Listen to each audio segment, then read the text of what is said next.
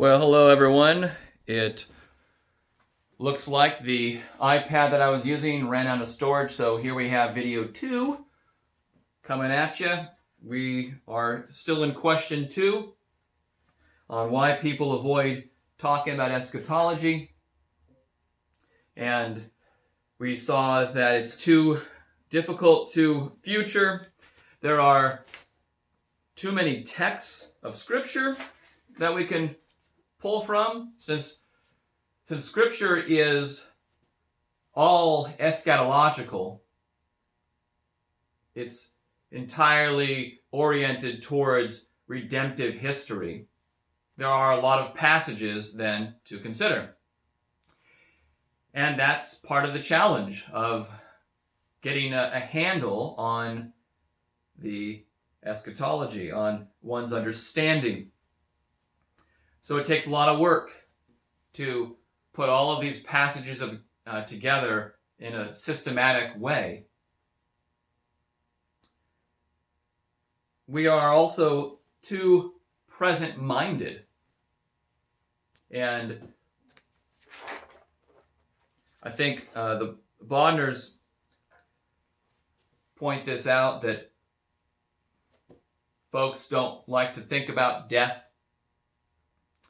They do not prepare for it, and they ignore it, knowing it will happen when it happens, so they hope for the best. People are focused on the here and now. And that's a good point. People don't like to think about future. They like to just consider how they are right now and live in the present. So why think about any future judgment or anything like a heaven or a hell? More like a hell. They wouldn't want to think about that. Keith and Joan, you also spoke about the scariness of eschatology. No one wants to be around when the 7 seals are broken. Absolutely. And whether those 7 seals have already been broken is an issue that futurists and preterists disagree on. A futurist is going to see that the seals are yet to be broken, and a preterist sees them already having been broken in the event of AD 70. But regardless of the fulfillment, no one wants to be around when the judgment of God is upon a people.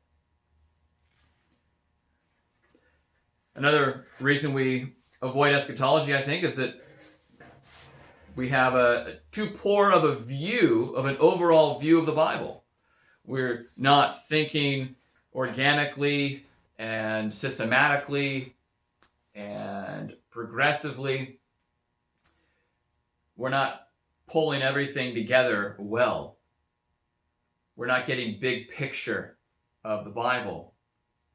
We consider the Bible in an animistic way, that just let me take this one verse here and be encouraged by this one verse, and let me use that verse over there to prove this point that I have. And we don't take the whole of Scripture.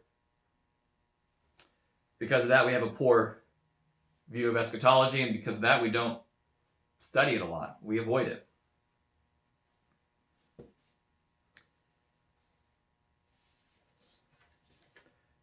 Keith and Joan, I'll let you have the last word on this question. Questionable characters take advantage of the mysterious references to advance ungodly ends of their own. That is, gathering followers to await the second coming on a specific day, writing endless volumes of sloppy, best-selling fiction. I'm assuming that's from you, Joan. Volumes of sloppy, best-selling fiction about the rapture, identifying their enemies as the Antichrist, or justifying their bad stewardship by saying that the end will come whether or not we exert ourselves to care for creation. Yes. So readers readers and thinkers often avoid it because of the bad eschatology that has been propounded over the last number of generations, and the deleterious effects of that bad eschatology. Moving then to the third question, which approach is most biblical in your mind? Is it that of escapism, annihilationism, or restorationism? You can look at Williams pages 272, 273 to get an understanding, a brief understanding of these three views. Let me remind you, escapism, we may call the belief that upon the Lord's return, the world will be destroyed and the redeemed will spend eternity in heaven. An escapist view of human destiny, it casts redemption as man's ultimate separation from the earthly creation. Life in the body is temporary. God's redemption will free us from bodiliness, earthliness, and physicality.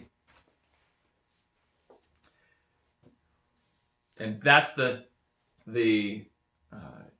negative eschatology that, Nick, you mentioned, affects how we live in the present. If we're just going to be raptured, if we're going to escape this world, then we really have no eternally meaningful purpose here on earth. This world's going to be destroyed anyways. We're going to leave it. This view, I think, is too Gnostic and Platonic.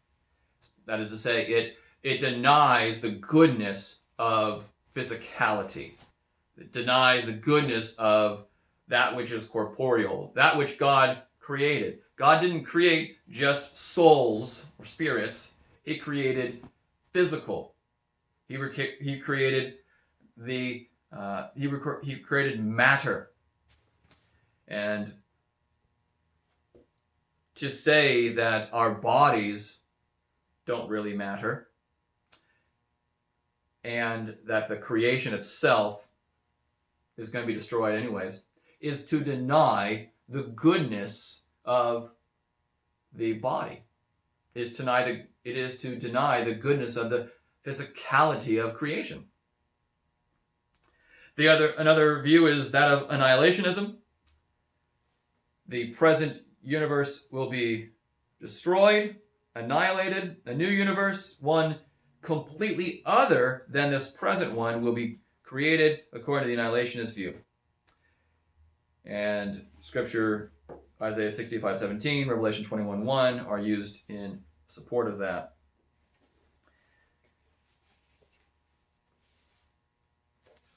I think Williams does adopt a better understanding of 2 Peter 3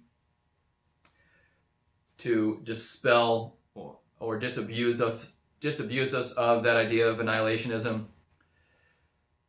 Keith and Joan, why would he go? Why would Jesus go to such lengths or redeem the world only to annihilate it afterward? And later on you say, death is not in plan A. Rather, it is the wages of sin. Neither is death, therefore, the goal of God's creation. It's an excellent point there. And Nick, you highlight the Christ as mediator between man and God and his recreation, his emphasis of recreation on earth.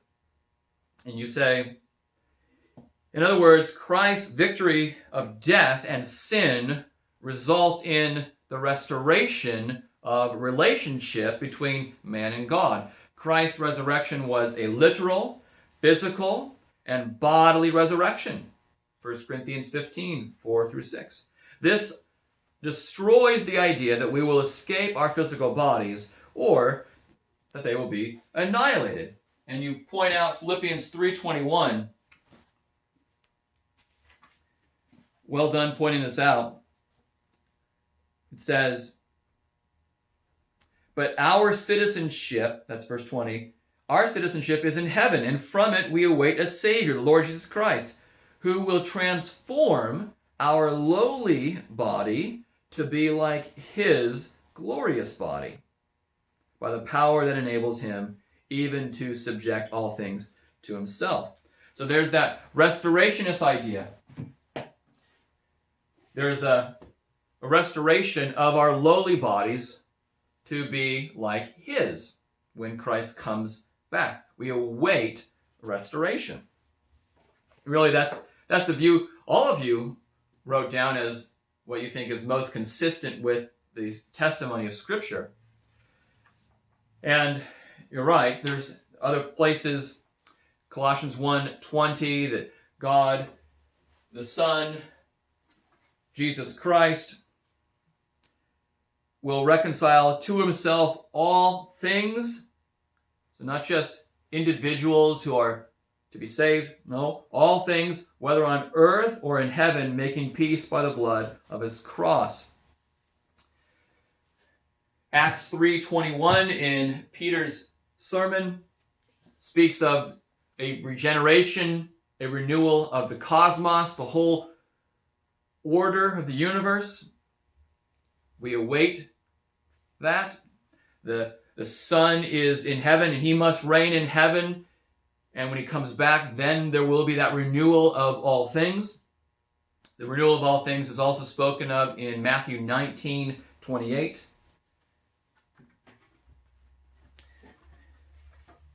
And Williams on page 279 says, he's speaking of 2 Peter 3,